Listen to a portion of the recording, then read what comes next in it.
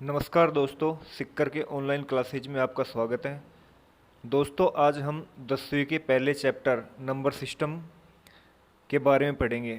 उससे पहले मैं बता दूं, आपको कुछ परिभाषाएं हैं, उनको जानना ज़रूरी है। तो चलिए स्टार्ट करते हैं। सबसे पहले देखते हैं नेचुरल नंबर, जिनको हम प्राकृत संख्या भी बोलते हैं। देखिए, ये नंबर कौन कौन से होते हैं। ये नंबर जो हमारे प्रकृति में उपस्थित होते हैं, जिन्हें हम गिन सकते हैं, उन्हें क्या बोलते हैं? नेचुरल नंबर बोलते हैं। जैसे कि 1 2 3 4 5। दोस्तों, ये अनंत तक चलते हैं। कहाँ से स्टार्ट होते हैं? एक से स्टार्ट होते हैं और अनंत तक चलते हैं। जिन्हें हम गिन सकते हैं उन्हें क्या बोलते हैं? नेचुरल नंबर बोलते हैं। जैसे 2 पेन, 5 बुक, ETC। उसके बाद में देखिए होल नंबर, जिन्हें हम पूर्ण संख्याएं भी कहते हैं। ये नंबर क्या होते हैं? देखिए, अगर हम नेचुरल नंबर में जीरो और ऐड कर दे तो वो क्या कहलाते हैं? पूर्ण संख्याएं कहलाती हैं, अर्थात होल नंबर कहलाते हैं। ये स्टार्ट होते हैं जीरो से चलते हैं। 0 1 2 3 4 ऐसे ये अनंत तक चलते हैं। इन्हें हम क्या बोलते हैं? होल नंबर बोलते हैं, पूर्ण संख्याएं कहते हैं। इसके बाद में देखिए इंटीजर नंबर। इंटीजर नंबर क्या होते हैं? पूर्ण संख्याएं। पूर्ण संख्याएं ये कहाँ से स्टार्ट होती हैं? माइनस अनंत से स्टार्ट होती हैं और ये कहाँ तक जाती हैं? प्लस अनंत तक जाती हैं। जैसे माइनस अनंत, -4, -3, -2, -1, 0 1 2 3, इस प्रकार ये नंबर चलते हैं। ठीक है, इन संख्याओं को क्या बोलते हैं? इंटीजर नंबर, यानी कि पूर्णांक संख्याएं। इसके बाद में देखिए रैशनल नंबर, यानी परिमेय संख्याएं। परिमेय संख्याएं क्या होती हैं? जिन्हें हम P/Q के फॉर्म में लिख सकते हैं, लेकिन Q किसके बराबर नहीं होना चाहिए? जीरो के बराबर नहीं होना चाहिए। उन्हें हम क्या बोलते हैं? रैशनल नंबर बोलते हैं, यानी परिमेय संख्याएं बोलते हैं। यहाँ पर P और Q क्या है? P और Q पूर्णांक संख्याएं हैं। पूर्णांक संख्याएं कौन कौन सी होती हैं? अभी अपने हमने जाना था कि माइनस अनंत से चलकर प्लस अनंत तक जाती हैं। ठीक है, तो परिमेय संख्याएं क्या होती है?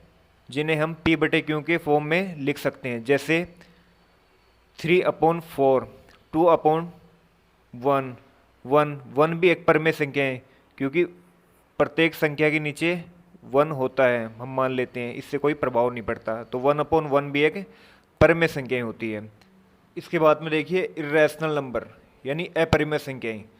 ये क्या होती है? जिन्हें हम P/Q के फॉर्म में नहीं लिख सकते। इन्हें हम अशांत अनावर्त दशमलव संख्या भी कहते हैं।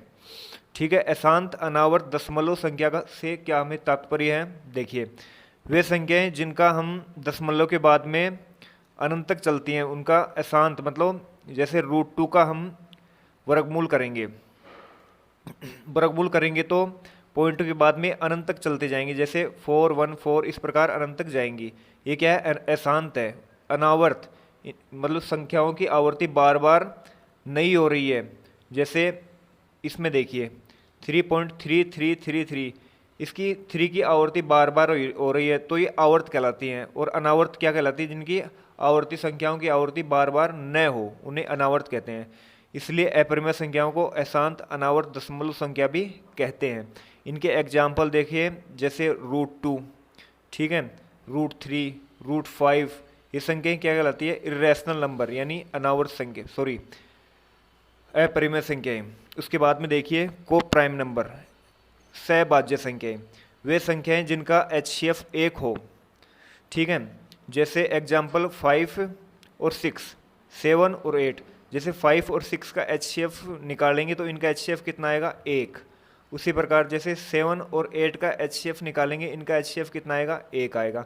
यानी कि कहने का मतलब यही है कि जिनका HCF, वे संख्याएं जिनका HCF 1 हो, उन्हें क्या कहते हैं? हमें को प्राइम नंबर कहते हैं, यानी सहभाज्य संख्याएं कहते हैं।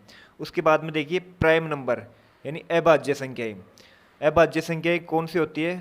वे संख्याएं जिनमें खुद और एक के अलावा किसी अन्य संख्या का भाग न जाए, उन्हें क्या बोलते हैं? अभाज्य संख्याएं कहते हैं। जैसे 2 में हम सिर्फ 2 का भाग दे सकते हैं और 1 का भाग दे सकते हैं, तो 2 एक अभाज्य संख्या है।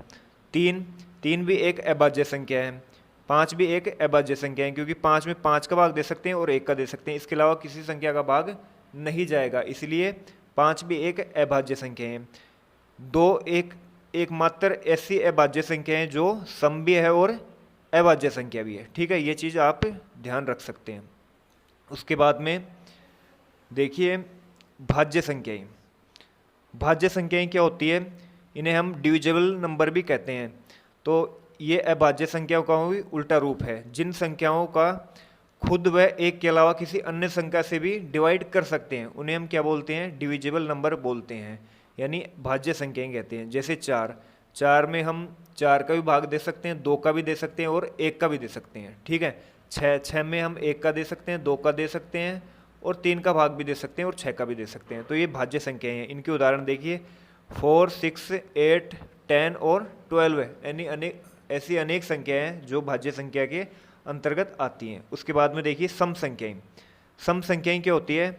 वे संख्याएं जो 2 से विभाज्य हो उन्हें हम क्या बोलते हैं? सम संख्याएं कहते हैं। इन्हें हम इवन नंबर बोलते हैं। जैसे 2 से तो विभाजित होगी है, 4, 6, 8, 10, 12, इस प्रकार ये सभी सम संख्याएं होती है जो 2 से विभाजित हों। उसके बाद में देखिए विषम संख्याएं। विषम संख्याएं इन्हें हम ओड नंबर भी कहते हैं। ये संख्याएं कौन सी होती है? जो 2 से विभाज्य न हो उन्हें हम क्या बोलते हैं? Odd number. ठीक है, जैसे 1, 3, 5, 7 ये सभी संख्याएं क्या होती हैं? 2 से विभाजित नहीं होती हैं। इन्हें हम क्या बोलते हैं? ओड नंबर बोलते हैं। उसके बाद में देखिए वास्तविक संख्याएं। इन्हें हम रियल नंबर भी बोलते हैं। ये संख्याएं कौन सी होती हैं? सभी परिमेय संख्याएं और अपरिमेय संख्याएं, यानी रैशनल नंबर और इर्रेशनल नंबर को क्या कहते हैं हम? परिमेय संख्याएं, वास्तविक संख्याएं कहते हैं। रियल नंबर के अंतर्गत कौन कौन सी संख्याएं आती हैं? एक तो रैशनल नंबर आते हैं और इर्रेशनल नंबर आते हैं। ठीक है, उसके बाद में देखिए काल्पनिक संख्याएं, इमेजिनरी नंबर। वे संख्याएं जिनका वर्ग करने पर उनका मान 0 से छोटा है उन्हें हम क्या बोलते हैं? काल्पनिक नंबर कहते हैं। मान लो कि जिन नंबरों की हम कल्पना ही कर सकते हैं उन्हें हम क्या बोलते हैं? Imaginary number. वो वास्तव में मतलब यहाँ पर प्रकृति में उपस्थित नहीं होते हैं, उन्हें हम काल्पनिक नंबर कहते हैं। जैसे रूट के अंदर कोई भी संख्या है उसके साथ माइनस आए ना तो वो काल्पनिक संख्या होगी। जैसे रूट के अंदर -3, रूट के अंदर -4, ऐसी संख्याएं क्या कहलाती है?